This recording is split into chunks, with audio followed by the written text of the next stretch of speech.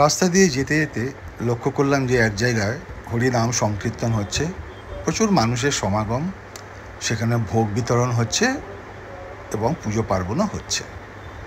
সেখানে আমি লক্ষ্য করলাম যে বিষ্ণুর দশাবতারের প্রতিটা অবতারের মূর্তি সেখানে রয়েছে।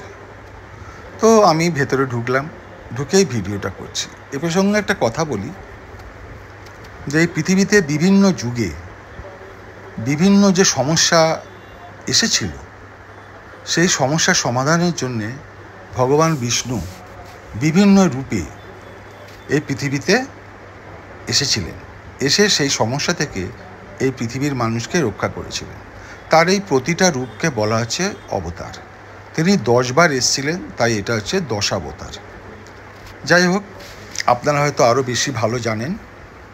তো আমি এখানে ভিডিও করছি, খুব সুন্দর মূর্তিগুলো বানিয়েছে, বিভিন্ন রূপ। এটা কৃষ্ণ অবতার, এটা রাম অবতার,